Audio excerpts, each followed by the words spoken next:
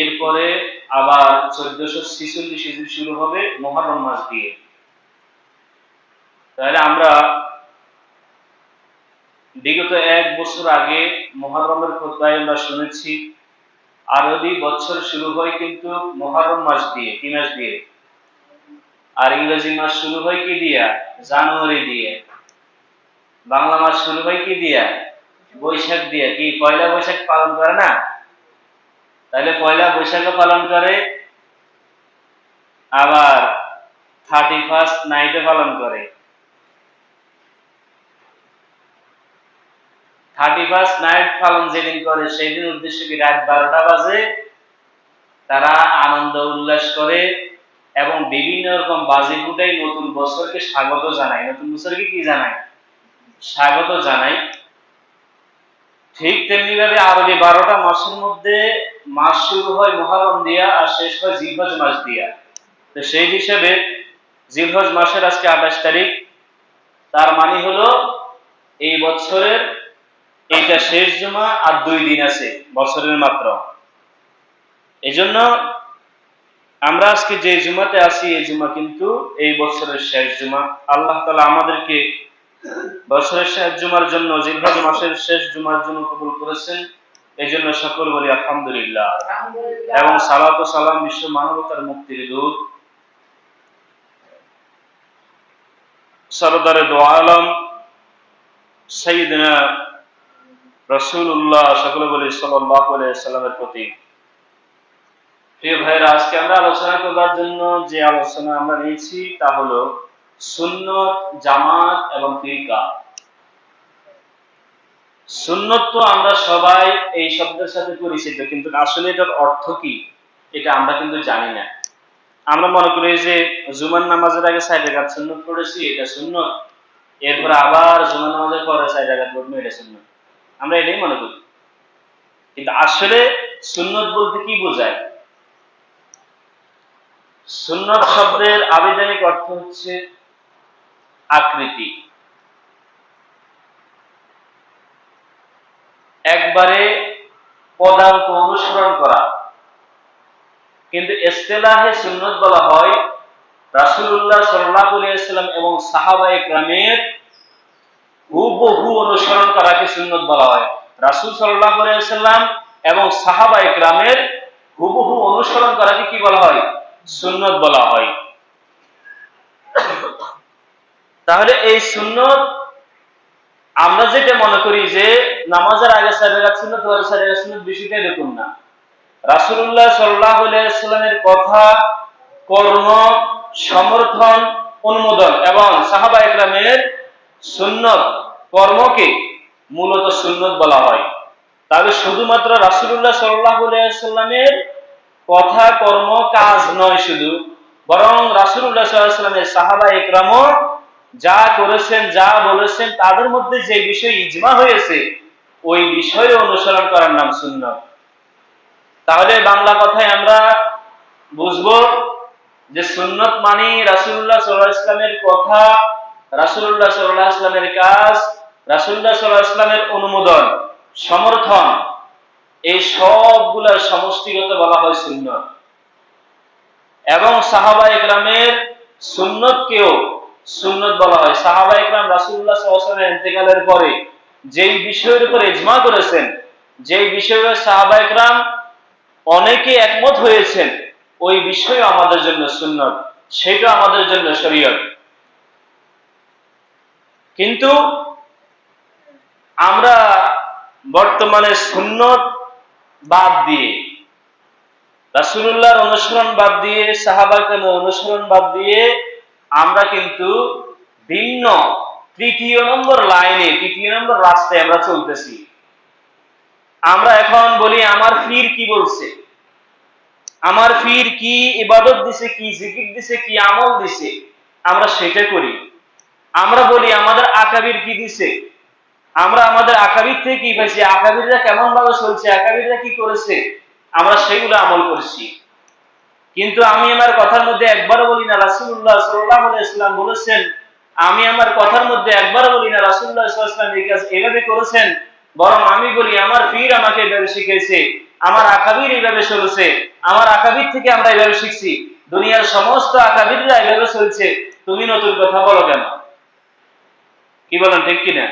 তাহলে আমরা কিন্তু আমাদের মন গড়া, আমাদের ভিন্ন একটা ইবাদত, ভিন্ন একটা পূজা কিন্তু আমরা অলরেডি করতেছি।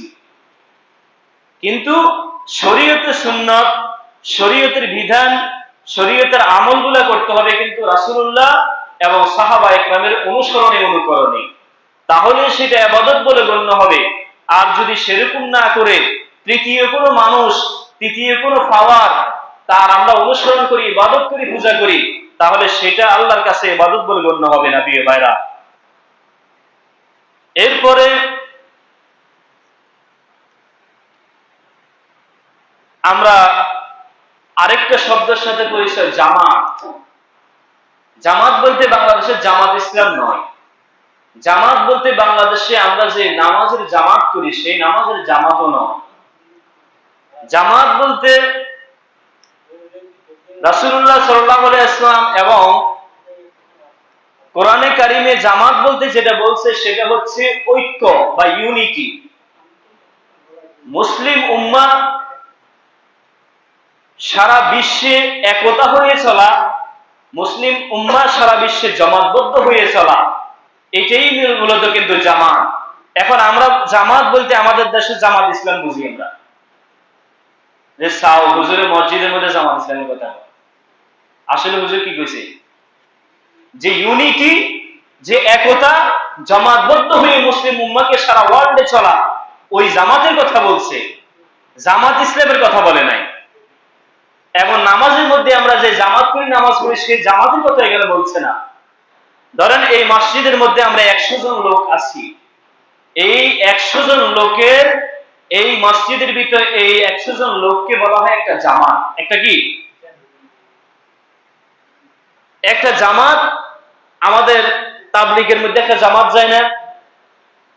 রাসূলুল্লাহ সাল্লাল্লাহু আলাইহি ওয়াসাল্লামের জামানাতেও যুদ্ধের জন্য একটা জামাত ওদিকে পাঠাইতেন, একটা জামাত ওদিকে পাঠাইতেন।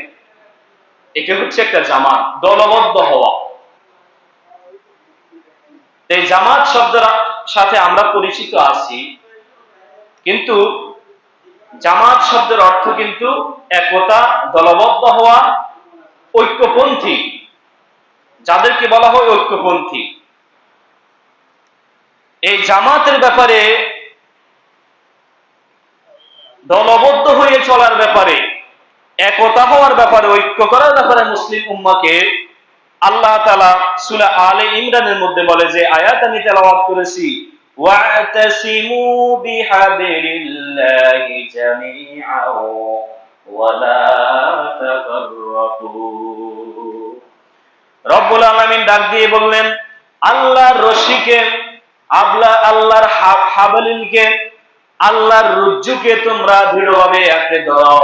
আল্লাহ তাআলা আসমান থেকে যে মজবুত রশি দুনিয়াতে আল্লাহ তাআলা নিক্ষেপ করেছেন, দুনিয়াতে যে রশি আল্লাহ তাআলা এভাবে নিজ পুতুলকে হাতে ধরে রেখেছেন, আল্লাহ তাআলা বলছেন, ও মুসলিম উম্মাহ, তোমরা সেই রশিকে দৃঢ়ভাবে আঁকড়ে ধরো, দৃঢ়ভাবে আঁকড়ে ধরো, এবং পরস্পর বিদ্বেষ করো না, পরস্পর দলাদলি করো না, পরস্পর মত পার্থক্য করো না, বিভেদ করো না।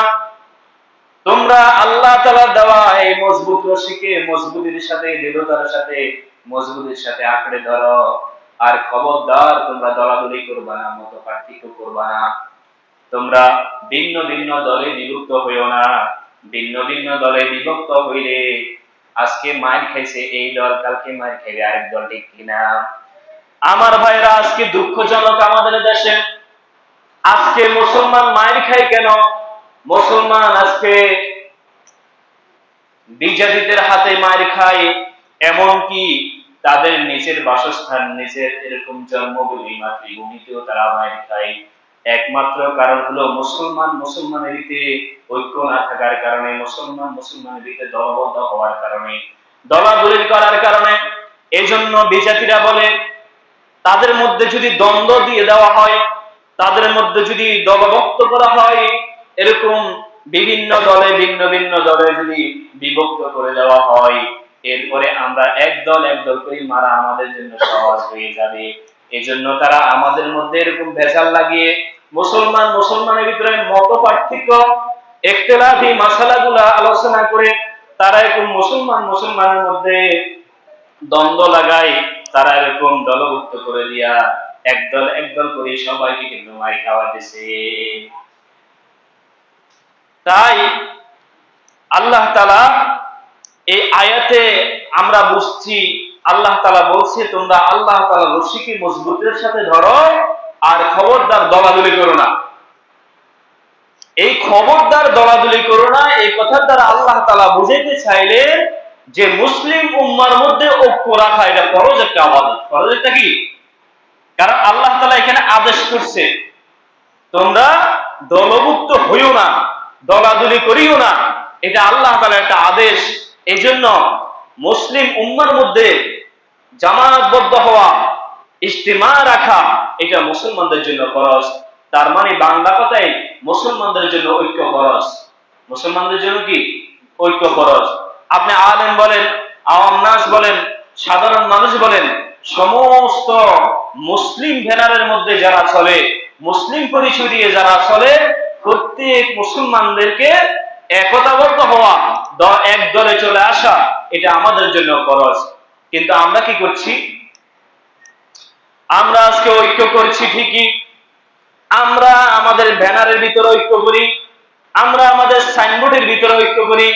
জামাতে ইসলাম তারা ঐক্য করে, তারা তাদের ব্যানারের ভিতরে ঐক্য করে, তারা তাদের সাইনবোর্ডের ভিতরে ঐক্য করে।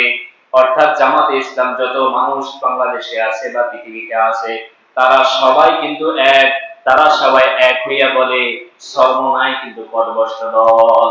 ঠিক কিনা? একতাবদ্ধ হয়েছে ঠিকই, কিন্তু তারা তাদের সাইনবোর্ডের ভিতরে একতা হয়েছে, তারা তাদের ব্যানারের ভিতরে একতাবদ্ধ হয়ে অন্য দলকে তারা বিভ্রান্ত করে, অন্য দলকে পথভ্রষ্ট বলে, নিজেদেরকে হক মনে করে, অন্য দলকে তারা কি বলে? না হক বলে, পথভ্রষ্ট দল বলে। ঠিক তেমনি ভাবে সর্বনয়ের সেম কাজই করে। সর্বনয়ের যত লোক আছে সারা বাংলাদেশে তারা তাদের ব্যানারের ভিতরে থাকে, তারা তাদেরকে হক মনে করে, তারা নিজেরা নিজেদের ব্যানারের ভিতরে ঐক্য করেছে, কিন্তু তারা জামাতে ইসলামদের দিকে তাকাইয়া বলে জামাতে ইসলাম হচ্ছে না হোক, তাদের ভিতরে ইসলাম শুধুমাত্র নূর ইসলাম ছাড়া আর কোনো ইসলাম নাই। এইভাবে নিজেরা নিজেদের ব্যানারের ভিতরে ঐক্যতাবদ্ধ হয়ে অপর দলের মধ্যে কাদা ছোড়াছুড়ি করে। ঠিক কিনা বলেন? আজকে জামাত মার খাচ্ছে, কালকে হেফাজত মার খেয়েছে, এরপরে সামনে সর্বময় মার খেবে, এটা নিশ্চিত। কারণ হচ্ছে যতদিন মুসলমানদের ভিতরে দলাদলি থাকবে ততদিন মুসলমান একদল একদল করে বিজয়ীদের হাতে মার খাবে। এমনকি নিজের মাতৃভূমির মধ্যে যারা মুসলমান ভাই বলে পরিচয় তাদের হাতেও মার খাই। ঠিক কিনা? আমরা আমাদের দেশেও মার খাই। ঠিক কিনা? বাংলাদেশের ইতিহাস আমরা ভুলে যাই নাই। 13 সালে শাপলা চত্বরে আমরা দেখেছি না, শাপলা চত্বরে কত তালেবুল এলেম মারা গিয়েছে, কত তালেবুল এলেম অ্যাক্সিডেন্ট করেছে, কতজন নিখোঁজ, কতজন মার খেয়েছে। হয়েছে কি হয় নাই? এটা কি আমরা কি বিজেপিদের হাতে মার খেয়েছি? আমাদের দেশেরই যারা মুসলিম পরিচয় দিয়ে আমাদের দেশে চলে, আমরা আমাদের মুসলিম ভাইদের হাতে মার খেয়েছি। একমাত্র কিসের কারণে? ওই যে বাংলাদেশে হুজুরের দ্বন্দ্ব, হুজুরদের মধ্যে দলাদলি হয়ে গেছে, হুজুররা আজকে বিভিন্ন দলে বিভক্ত হয়ে গেছে, একতা নাই। তো এখন বাংলাদেশের যারা রাজনীতিবিদ, অন্যান্য বামপন্থী রাজনীতিবিদ যারা আছে তারা কয় এই সুযোগ এটা মাইর দেওয়া যাইতে পারে। তো তারা একতাবদ্ধ হইয়া এরকম ইসলামিক দল এক দল করে কিন্তু ফিরাইতেছে, এক দল করে কিন্তু মারতেছে। আর মুসলমান এবং উম্মার শ্রেষ্ঠ জাতি আলেম তলবে এলেমদের তারাও এই সমস্ত বামপন্থী রাজনীতিবিদদের হাতে মার খাইতেছে। এটা শুধুমাত্র প্রিয় ভাইয়েরা আমাদের ভিতরে ইউনিটি না থাকার কারণে, একতা না থাকার কারণে, ঐক্য না থাকার কারণে আমরা খাইতেছি। আল্লাহ তাআলা আমাদেরকে মুসলিম পরিচয় দিয়ে যতজন চলে আল্লাহ তাআলা সকল মুসলমানদেরকে একতাবদ্ধ হওয়ার তৌফিক দান করে। সকলে আমিন। কথা বলিয়েন না। আমার ভাইয়েরা, অন্য আয়াতে আল্লাহ তাআলা বলেন, ইন্নাল্লাযীনা ফাররাকু দীনাহুম ওয়া কানু শি'আন লাস্তা মিনহুম ফি শাইইন ইন্নামা আমরুহুম ইলাল্লাহি সুম্মা ইউনাব্বিউহুম বিমা কানু ইয়াফআলুন। আল্লাহ তাআলা নবীজি সাল্লাল্লাহু আলাইহি ওয়াসাল্লামকে ডাক দিয়ে বলেছেন, হে নবী সাল্লাল্লাহু আলাইহি ওয়াসাল্লাম, নিশ্চয়ই যারা নিজেদের ধর্মের ভিতরে, নিজেদের দ্বীনের ভিতরে এরকম দলাদলি করে, দলে বিভক্ত হয়ে যায়, বিভিন্ন দল গঠন করে, অথচ নিজেরা নিজেদেরকে একজন মুসলিম বলে, নিজেদের ধর্ম ইসলাম বলে, অথচ তারা বিভিন্ন দলে বিভক্ত হয়ে যায়, ইসলামের মধ্যে দলাদলি করে, বিভিন্ন দলভুক্ত হয়ে পড়েছে, তাদের সাথে আপনি নবীর কোনো সম্পর্ক নাই, তাদের সাথে আপনি সম্পর্ক রাখেন না, তাদের সাথে আপনার ইসলামের সাথে আপনার উম্মতের কোনো সম্পর্ক নাই।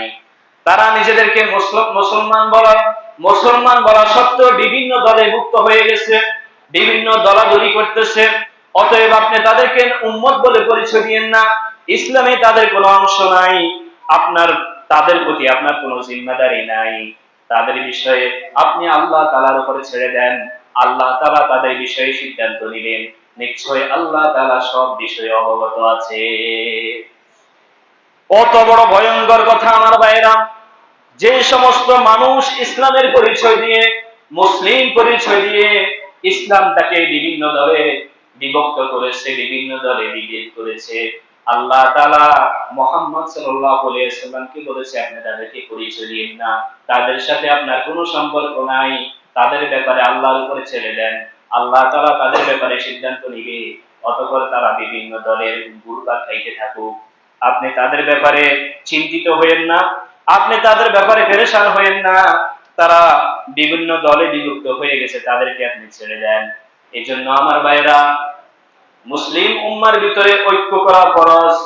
মুসলমান পৃথিবীতে রাসূলুল্লাহ সাল্লাল্লাহু আলাইহি ওয়াসাল্লাম হাদিসে বলেছেন, সারা পৃথিবীর মুসলিম উম্মাটা হচ্ছে এক শরীরের মতো, যেরকম শরীরের একটা জায়গার মধ্যে ব্যথা লাগলে পুরো শরীরের মধ্যে ব্যথা অনুভব করে, ঠিক সেই মুসলিম চাই পশ্চিমা দেশগুলোতে হোক, চাই পূর্বা দেশগুলোতে হোক, দক্ষিণে হোক, পৃথিবীর যে কোনো প্রান্তর থেকে মুসলমানদের উপরে আঘাত আসলে ঠিক যেরকম নিজের শরীরের কোন একটা অঙ্গের মধ্যে ব্যথা লাগলে নিজের পুরো শরীরের মধ্যে ব্যথা অনুভব হয়, মুসলমান বিশ্বের যে কোনো জায়গা থেকে নির্যাতিত হলে গোটা পৃথিবীর মুসলিম উম্মাহ জেগে ওঠা উচিত।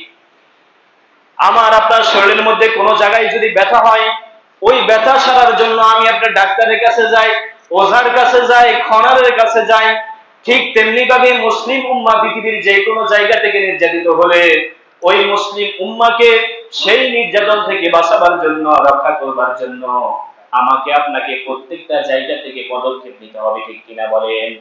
এজন্য দেখবেন পশ্চিমা দেশে যদি কোনো ব্যক্তি, কোন নাস্তিক যদি রাসূলুল্লাহ সাল্লাল্লাহু আলাইহি ওয়াসাল্লামের ব্যাপারে কটূক্তি করে, আমরা বাংলাদেশ থেকে মিছিল করি কি করি না? এটা কি জন্য করি? কারণ আমরা হলাম এক শরীরের মতো, মুহাম্মদ সাল্লাল্লাহু আলাইহি ওয়াসাল্লাম হচ্ছে ওই শরীরের ভিতরে কলজার মতো।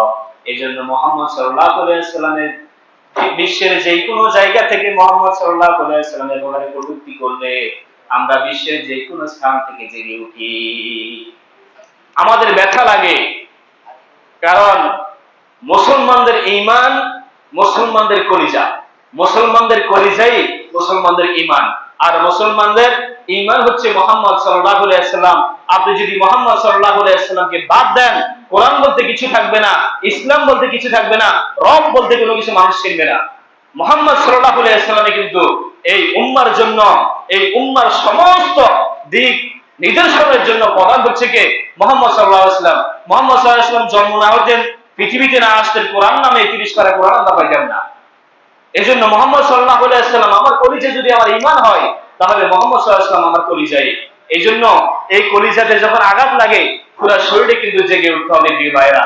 কিন্তু আজকে আমরা মুসলমানদের ভিতরে আমরা দলাদলি করে, আমরা বিভিন্ন দলে বিভক্ত হয়ে, আমরা আজকে কিছু মানুষ মুহাম্মদ সাল্লাল্লাহু আলাইহি ওয়াসাল্লামের ইজ্জতের ব্যাপারে আমরা মিছিল করি, কিছু মানুষ আমরা করি না, কিছু মানুষ নিজেদেরকে সুন্নি মনে করি, কিছু মানুষ নিজেদেরকে ওহাবি মনে করে, কিছু মানুষ নিজেদেরকে সুন্নি মনে করে, এরকম আছে না নাই? এগুলা করেই কিন্তু আমরা কেউ বলি যে আমরা যে সুন্নি, ইসলামে আমরা এই সমস্ত আন্দোলন করবো না, তবে রাসূলকে আমরা খুব মহব্বত করি, এরকম আছে না নাই? তাহলে আপনি যে মহব্বত করেন, আপনি কি মনে করেন আপনি একজন ইমানদার বলবেন কাল কিয়ামতে, আর আল্লাহ তাআলা আপনাকে পরীক্ষা করা ছাড়া ছেড়ে দিবে? আল্লাহ তাআলা কোরআনে কারিমে বলছে, হে ইমানদারগণ, তোমরা কি মনে করো তোমরা ইমানদার বলছো, ইমানদার বললে আমি তোমাদেরকে পরীক্ষা করা ছাড়া তোমাদেরকে ছেড়ে দিব? এরকম মনে করো তোমরা? না, আল্লাহ তাআলা দুনিয়াতে 1,24,000 পয়গম্বর যাদেরকে পাঠিয়েছেন, প্রত্যেকেই দুনিয়াতে সবচেয়ে বড় বড় পরীক্ষা দিয়ে গেছেন, ঠিক কিনা বলেন? পৃথিবীর মধ্যে নবী রাসূলদের মতো এত বড় পরীক্ষা থেকে ঘটছে? বিশেষ করে বিখ্যাত নবী এবং রাসূল যারা ছিলেন, তাদের আমরা জানি কাউকে ডাইরেক্ট মাঝখান দিয়ে করাত দিয়ে কাটিয়ে ফেলেছে। কি জন্য করছে? শুধুমাত্র ইসলামের কথা, শুধুমাত্র দ্বীনের কথা, তাওহীদের দাওয়াত দেওয়ার কারণে। এরপরে অনেক নবীদেরকে বছরের পর বছর জেল খেটিয়েছে, কোন কোন নবীদেরকে তারা খুন করেছে অকারণে। বনি ইসরাইলের ব্যাপারে কোরআনে কারিমে আসছে, তারা অকারণে তাদের নবীদেরকে খুন করত। আল্লাহ তাআলা বলে, তারা যদি আল্লাহ তাআলার বিধান মেনে চলতো, তাহলে তাদের জন্য আসমান থেকে রিজিক বর্ষণ করা হইতো, বলেন সুবহানাল্লাহ। যেরকম বনি ইসরাইলদেরকে আল্লাহ তাআলা 40 বছর এরকম আসমান থেকে মান্না ওয়া সালওয়া নামক একটা কাবাব বানায় পাঠাইতেন, একটা পাখির কাবাব, যেটা আল্লাহ তাআলা আসমান থেকে তৈরি করা এই খাবার তাদের জন্য পাঠাইতেন 40 বছর লাগাতার। তো আল্লাহ তাআলা তারপরে আল্লাহ তাআলার নাফরমানির সীমা পারিয়ে যাওয়ার কারণে আল্লাহ তাআলা এই আয়াত নাযিল করলো যে বনি ইসরাইল এই জাতি যদি আল্লাহ তাআলার বিধান মেনে চলতো, তাহলে এইভাবে তাদের জন্য কিয়ামত পর্যন্ত আসমান থেকে রিজিক বর্ষণ করা হইতো, সুবহানাল্লাহ। কিন্তু তারা অবাধ্য করার কারণে তাদের জন্য এরকম জমিনের ফসল বন্ধ করে দেওয়া হয়েছে, আসমান থেকে বৃষ্টি, রহমতের বৃষ্টি, আসমান থেকে সমস্ত রিজিকের দুয়ার তাদের জন্য বন্ধ করে দেওয়া হয়েছে। এজন্য আমরা কিন্তু আমাদের দ্বীন, আমাদের ধর্ম আমরা যদি ঠিকঠাক মতো পালন করি, তাহলে আল্লাহ তাআলা ওয়াদা করেছেন যে আমাদের জন্য আল্লাহ তাআলা বিজয় দিবেন। প্রিয় ভাইরা, তাহলে আমরা বুঝলাম ইসলামের মধ্যে দলাদলি হারাম। দলাদলি কি? সর্বশেষ আপনি যেই সিদ্ধান্তে বুঝতে হবে, সেই ব্যক্তির সাথে মাসালাতে আমার মতানৈক্য থাকতে পারে, সেই ব্যক্তি যে আলেমকে অনুসরণ করে সে আলেম কোনো বিষয় জায়েজ বলবে, আরেকজন আলেম যাকে আমি অনুসরণ করি হয়তো বা আমার আলেম সেটাকে নাজায়েজ বলতে পারেন। জায়েজ না জায়েজের এই মতানৈক্য আমাদের ভিতরে থাকতে পারে, কিন্তু আমাদের শেষ পরিচয় হচ্ছে সেও একজন মুসলিম, আমি একজন মুসলিম। অতএব আমি তাকে এরকম আমার দলকে হক মনে করে আমি তাকে কাফের বলতে পারি না, আমি তাকে বিদুইন বলতে পারি না। এটা সম্পূর্ণ ইসলাম হারাম করে দিয়েছেন। প্রিয় ভাইয়েরা, রাসূলুল্লাহ সাল্লাল্লাহু আলাইহি ওয়াসাল্লাম বলেছেন, একজন মানুষের বাহ্যিক কথা, বাহ্যিক কর্ম দেখে তুমি তাকে সিদ্ধান্ত নাও, তুমি তার ব্যাপারে ধারণা করো। কারণ মনের খবর একমাত্র জানে কে? আমার উদ্দেশ্য একমাত্র জানে কে? এজন্য মনের খবর নিতে যাইও না, উদ্দেশ্যের খবর নিতে যাইও না। কারণ উদ্দেশ্য এবং মনের খবর জানে একমাত্র কে? সে এই কথাটা কোন উদ্দেশ্যে করছে, সে এই কথাটা মনে কি রেখে বলছে, সেটা জানে কে? আল্লাহ। তাহলে তুমি কেন অতিরিক্ত ধারণা করো সেই ব্যক্তি মনে হয় এই যে এটা মনে করে বলছে, অথবা তার উদ্দেশ্য খারাপ ছিল এই জন্য সেই কথা বলছে, এই জন্য আপনি তাকে কাফের ঘোষণা দেন? এটার সিদ্ধান্ত একমাত্র আল্লাহ তাআলা। এটা সিদ্ধান্ত নেওয়া একমাত্র কার কাছে? আল্লাহ তাআলার কাছে। আমার উদ্দেশ্যের সিদ্ধান্ত আল্লাহ নেবে, আমার মনের সিদ্ধান্ত আল্লাহ নেবে। আমি একজন মানুষের ব্যাপারে সিদ্ধান্ত নেব তার বাহ্যিক কথা এবং তার বাহ্যিক কাজের উপরে। সেই কথাটা কি বলছে, তার কথাটা সাদামাটা অর্থ কি, সাদা সাপটা অর্থ কি, ওই অর্থ অনুসারে তার কথার উত্তর হবে। সে যে কাজটা করেছে তার সাদামাটা অর্থ কি, ওইটাই বোঝা আমাদের জন্য করণীয়। এর বাহিরে কিন্তু আমাদেরকে যাওয়া যাবে না প্রিয় ভাইরা। তাহলে আমাদের জন্য ঐক্য ফরজ। আমাদের মুসলমানদের ভিতরে দলাদলি করা সম্পূর্ণ কি হারাম। মুসলমান একই ব্যানারের ভিতরে আমরা মুসলিম পরিচয় দিয়ে সর্বশেষ আমাদের ধর্ম হচ্ছে ইসলাম, এই পর্যন্ত আমাদেরকে থেমে যাইতে হবে, এর বাহিরে যাওয়া যাবে না। একজন মানুষকে আপনি নিজেকে হক মনে করেন, আরেকজনকে না হক মনে করি, এরকম আপনি বয়ানে মাহফিলে স্টেজে তাদেরকে কাফের বলবেন। সমাজে একজন মানুষের সাথে আপনার মতের ভিন্ন মত পার্থক্য থাকতেই পারে, এই জন্য তাকে আপনি বেদুইন মুশরিক কাফের বলে গালি দিতে পারেন না। এটা সিদ্ধান্ত একমাত্র আল্লাহ তাআলাই নেবেন। যুদ্ধের ক্ষেত্রে সাহাবা ইকরাম এরকম শিয়া, খারেজি, মুতাজিলা সকলের সাথে রাষ্ট্রীয় রাজনৈতিক ব্যাপার নিয়ে যুদ্ধ ছিল। রাসূলুল্লাহ সাল্লাল্লাহু আলাইহি ওয়াসাল্লাম ইন্তেকালের পরে আলী রাদিয়াল্লাহু তাআলা আনহু মোট আবু বকর রাদিয়াল্লাহু তাআলা খেলাফত কালেও তিনি একজন নায়ক ছিলেন, অধিনায়ক ছিলেন। ওমর রাদিয়াল্লাহু তাআলা আনহু খেলাফত কালে অধিনায়ক ছিলেন। তো সাহাবা ইকরাম এরকম খারিজিদেরকে গালি দিয়েছেন। তারা বেদুইন, তারা কাফের, তারা মুশরিক। সাহাবা ইকরামদের মধ্যে অনেকে খারিজিদেরকে, মুতাজিলাদেরকে এইভাবে গালি দিয়েছেন। তখন আলী রাদিয়াল্লাহু তাআলা আনহু বললেন, তোমরা তাদেরকে এইভাবে বলো না, তোমরা তাদেরকে এইভাবে গালি দিও না। তাদের কথা এক, তাদের আল্লাহ এক, তাদের রব এক, তাদের কোরআন এক, আমাদের কোরআন তাদের কোরআন এক, আমাদের ধর্ম তাদের ধর্ম এক, আমাদের কালিমা তাদের কালিমা এক। অতএব রাসূলুল্লাহ সাল্লাল্লাহু আলাইহি ওয়াসাল্লাম তাদের সাথে যুদ্ধ করতে বলছে, তাদেরকে কতল করতে বলছে, কিন্তু তাদেরকে কাফের ঘোষণা দেওয়ার সেই অনুমতি রাসূল আমাদেরকে দেন নাই। এজন্য তাদেরকে তোমরা এইভাবে কাফের বলিও না, কাফের ঘোষণা দিও না। এজন্য আমাদের মধ্যে দলাদলি হবে, কিন্তু আমাদের মধ্যে আমরা কাউকে কাফের বলে, তাকে মুশরিক বলে গালি দিতে পারি না। আল্লাহ তাআলা আমাদেরকে এই সমস্ত গালিগালাজ, এই সমস্ত ঘোষণা থেকে আল্লাহ তাআলা আমাদেরকে হেফাজত করুন। আমার ভাইরা, দুই একটা হাদিস আমি আরবি বলতে পারবো না, এখন সময় কম, বাংলাতে বলে দিই। রাসূলুল্লাহ সাল্লাল্লাহু আলাইহি ওয়াসাল্লাম বলেছেন, বনি ইসরাইলের মধ্যে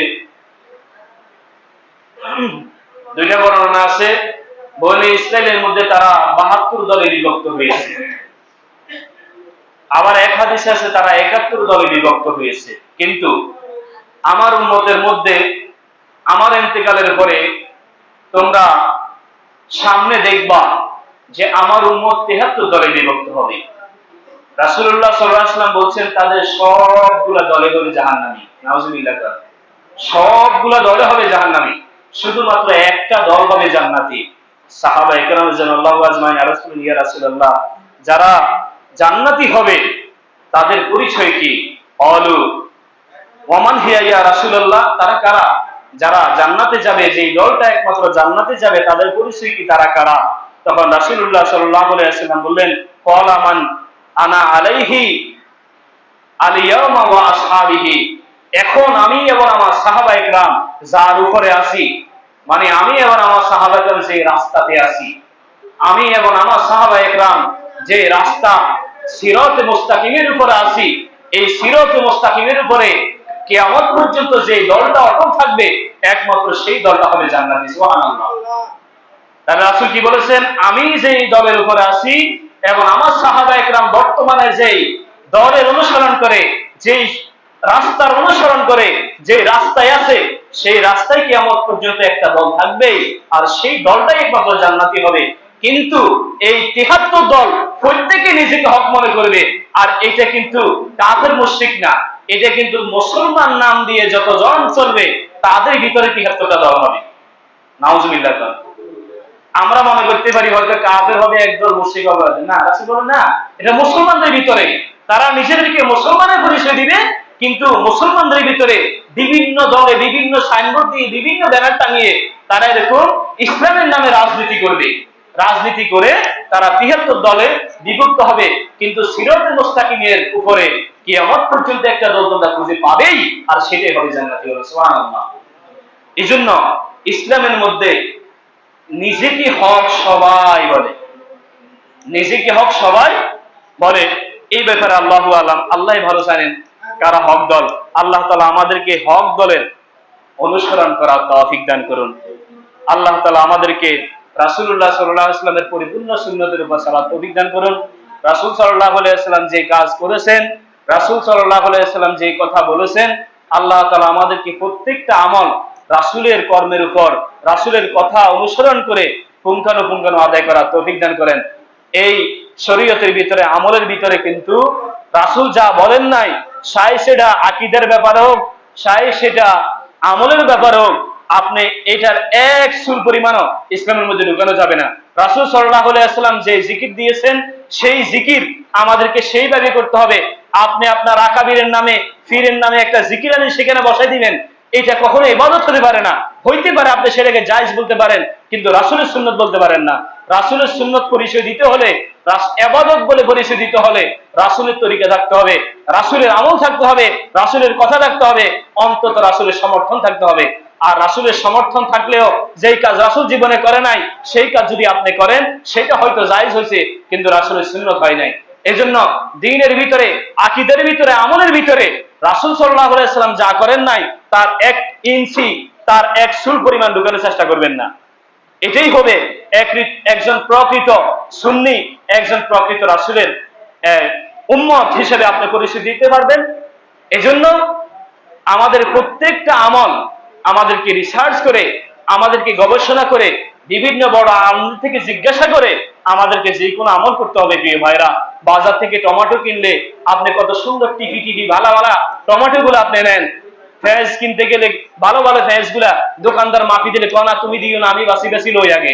আপনি বাসি বাসি আপনার হোল্ডার মধ্যে এই ফেজ গুলা, ভালো ভালো ফেজ গুলা নিতে পারেন।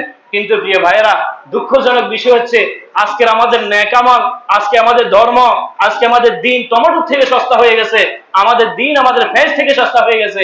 আমরা আমাদের একটা আমল, একটা জিকির, একটা আমল আমরা কিন্তু যাচাই বাছাই করে আমরা নিচ্ছি না। যে যেমনি খাওয়াইতেছে সে সেমনি খাইতেছে, ঠিক কিনা কন?